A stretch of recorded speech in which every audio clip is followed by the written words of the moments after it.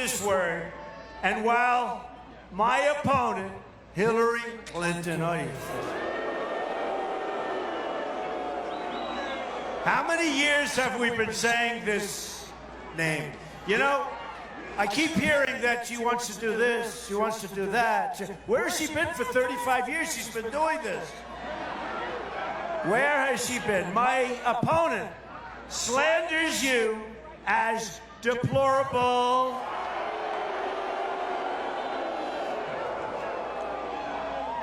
And a word that hasn't been picked up to the same extent, irredeemable. That means you can't be made better or whatever.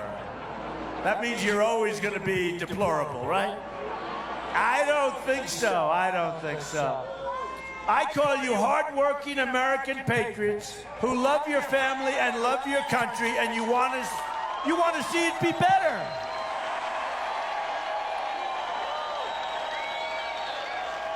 Hillary Clinton's comments, and they were angry comments. Did you see her making this? I was watching. I was starting to fall asleep watching, because it's hard to stay awake, let's face it. So I was starting to doze off, and then I heard the word deplorable. I said, whoa! And irredeemable, think of it. But her comments displayed the same sense of arrogance and entitlement that led her to violate federal law's Secretary of State, hide and delete 33,000 emails.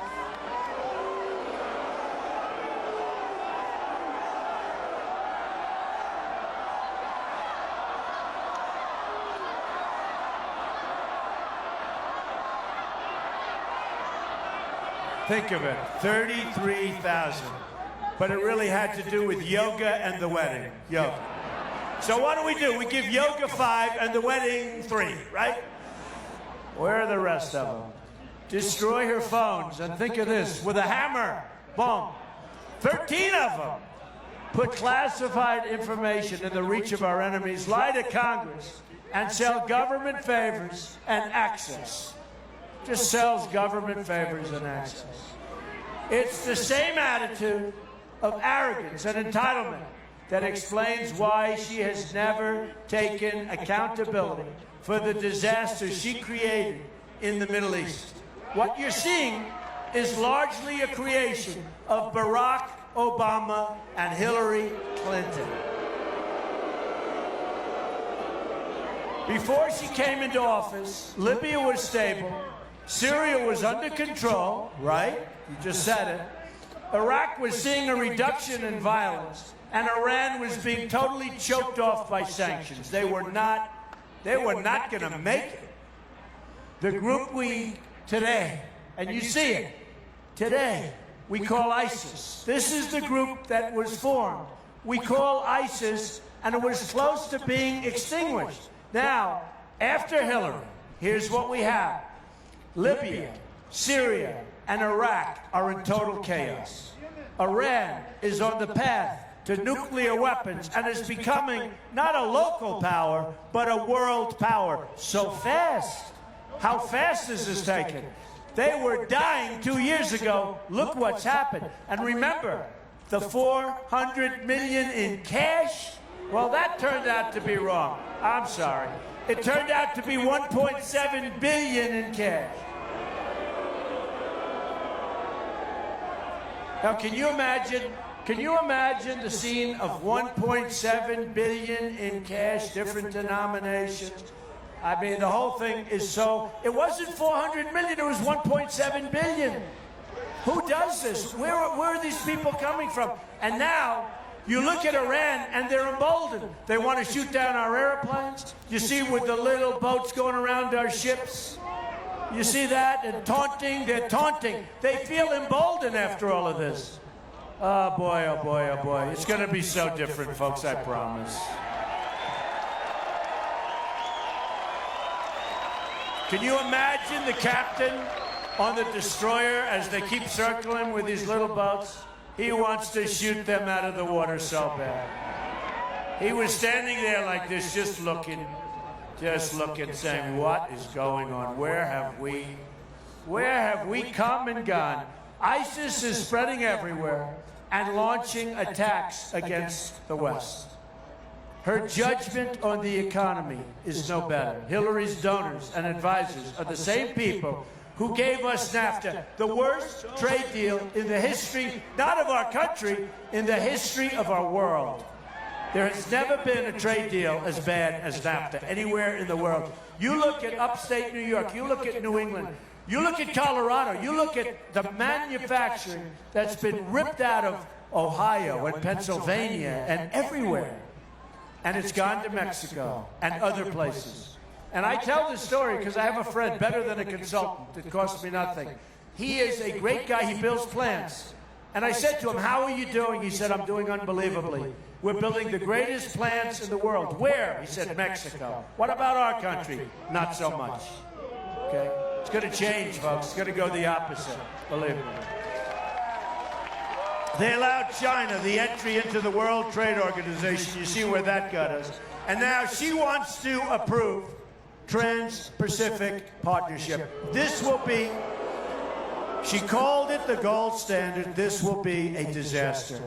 Her policies have produced suffering everywhere, but especially in our inner cities. 45% of African Americans under the age 6 are living in poverty. 58% of African American youth are not employed. More than 3,000 people have been shot in the city of Chicago since January 1st. Can you imagine? By the way, that's worse than Afghanistan. That's worse than these war-torn countries. It's more dangerous. The jobs are gone. The schools are failing. The communities are totally unsafe. And to the African Americans living in those communities, I say, vote for Donald Trump. What do you have to lose? What do you have to lose? I will fix it. I will fix it. I'll bring back your jobs and your security, and I'll fight for you harder than anyone has ever fought before. These cities have been run by the policies of Hillary Clinton and her friends. And I'm telling you, they're only getting worse. They're getting worse every time. She wants your vote, and then she said, see you like in 4 years. But hopefully we're not going to be worried about that. It is really sad. It is really sad what's happened to our inner cities. They want your vote. And by the way, the Democrats have run them for 50, 60, 70, even 100 years uninterrupted. 100 years. And look what you have. I will fix it. Remember that. I will fix it. What do you have to lose? Somebody said, oh, that's not a nice thing. What do you have to lose? How can you be any more accurate than that? What do you have to lose? Everywhere she goes, scandal and failure follow.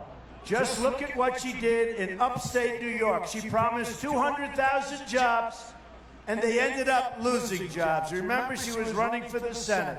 It was a total disaster. She said, we're going to bring jobs back. It was a total, she didn't bring anything, we lost jobs. The only people she delivers for are her donors. I'm going to deliver for the American people, I promise you that. And I'm spending my money on this race, folks. I'm spending my money. I've got a lot of time, energy, and my money invested. That's for sure. So that includes lifting the restrictions. We have to do this on American energy. There's $50 trillion of untapped energy reserves in our country, and we're going to unlock that vast potential. That's going to be an amazing unlocking, too, believe me. This one action alone will raise the quality of life for tens of millions of Americans. We'll be a rich country again. We'll start paying off our debt. We'll lower your taxes. It's going to be a very beautiful thing to watch. We're also going to completely reform our trade deals. Ford Motor Company, just announced they're moving all of their small car division They're moving. Where are they moving? They're moving to Mexico. This won't happen if I'm elected president, believe me. People are not going to be stealing our companies, and we're not going to be losing our jobs. And if somebody like Ford or Carrier or all of these thousands of companies that are moving, if they think they're going to move, fire all of their employees, so we get unemployment and we get no tax, they're going to make product in brand new plants in another country, sell it into our country against, and remember this, it'll now be crossing a very, very strong border, okay? Very strong. We're going to charge them a 35% tax on their product, and you know what they're going to say? They're going to say, we're not moving, because if we have to do that, it no longer makes sense to move. And the politicians could have done it. They could have done it. They don't want to do it because they're controlled by special interests, folks. It's very simple. Meanwhile, if we just stop China from stealing our intellectual property alone, would save 2 million jobs a year. We don't even talk to China about it. Right now, our trade deficit in goods all over the world is nearly $800 billion a year. Think of it. Who makes these deals? Who makes these deals? We have a trade deficit of $800 billion a year. And then they say, I'm against trade. Well, I'm against deals like that, I can tell you. You're better off without them. This subtracts from our GDP. Our economy grew only 1.1% in the last quarter, and that's a catastrophe. If China goes down to 7 or 8%, it's like a national emergency. We have 1.1%. It's pathetic. This is the weakest so-called recovery since the Great Depression. Another 14 million people have left the workforce. And entirely, it all came in entirely since President Obama came into office. Another major reform is going to be school choice. I've outlined a plan to provide every disadvantaged child in America to choose the private, public, magnet, or religious school of his or her choice. For those of you that believe in education like I do. This will help lift millions of African American and Hispanic children out of poverty. Since President Obama came into office, another 2 million Hispanic Americans have fallen into poverty. This is unacceptable. To the Hispanic community, I say, we are going to protect your jobs, we are going to build up your schools, and we are going to deliver safety and opportunity to your children, and you deserve it.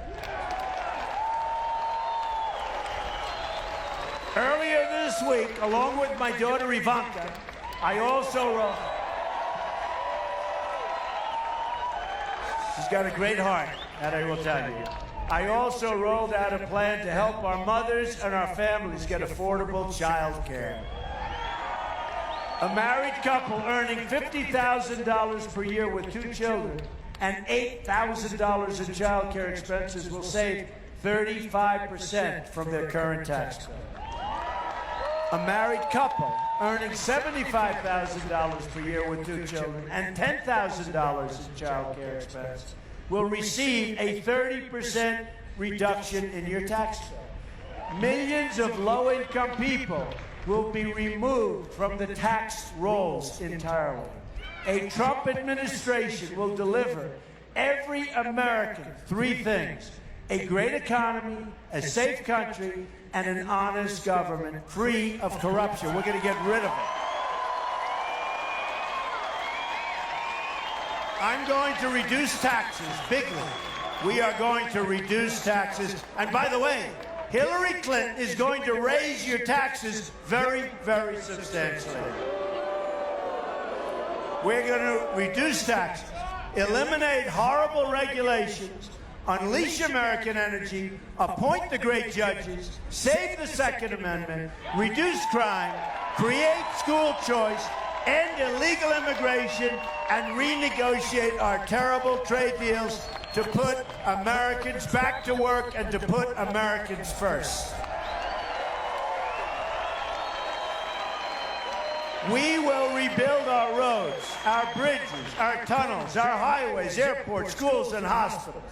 American cars will travel the roads. American planes will soar the skies, and American ships will patrol the seas. American steel will send new skyscrapers into the clouds. That includes Denver. They have some very nice skyscrapers. American hands will rebuild this nation, and American energy, mined from American sources, will power this nation. American workers will be hired to do the job. We will put new American steel into the spine of our country. I will fight for every neglected part of this nation, and I will fight to bring us all together, united in common purpose and common dreams. Imagine what our country could accomplish if we started working together as one people, under one God, saluting one American flag.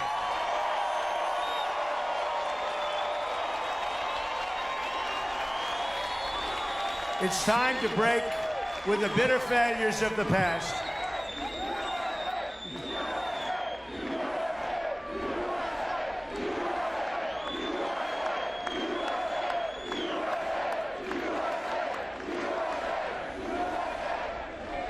It's time to we have to break. We have to break with those failures. We have so many failures. You know, think of it. We don't win anymore, folks. Where do we win? We don't win. We don't win with crime. We don't win with schools. We don't win with trade. Our military's depleted. Our vets aren't being treated properly, and we are going to treat our vets properly.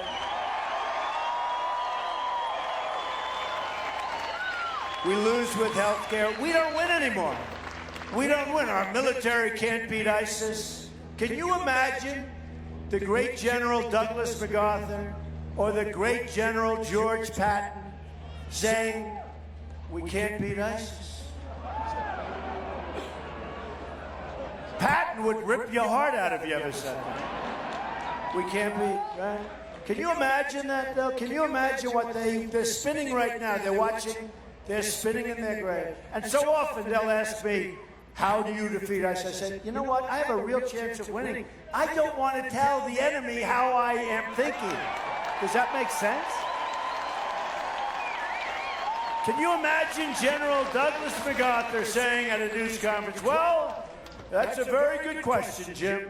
We're going to hit them from the front on October 7th at 3 o'clock in the afternoon, and then we're going to attack them from the back if we do well from the front. But by that time, the front is so well fortified, we may not do as well. Now, can you imagine these people? I will give you good results. Don't worry how I get there, okay? Please.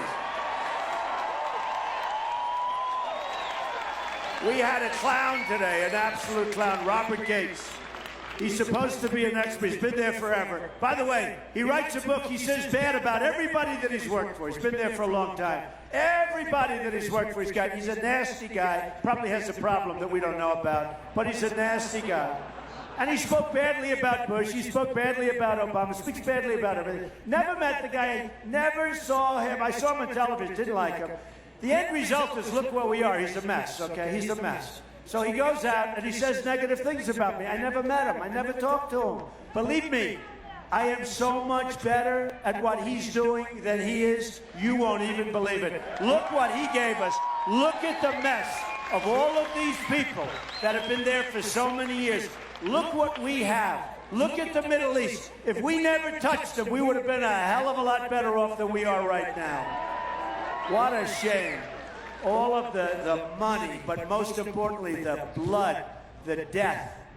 And what do we have now? We're in worse shape than we were 15 years ago by a factor of 10. And we've spent $6 trillion. $6 trillion. That seems to be the new number. $6 trillion. Much more importantly, the lives that we've lost. because we're dealing with incompetent people, we're dealing with stupid people, we're dealing with people like Robert Gates that don't have a clue, and then when they leave office, they criticize everybody. I don't like critics. I don't like critics. I like the people that get it done and get it done right.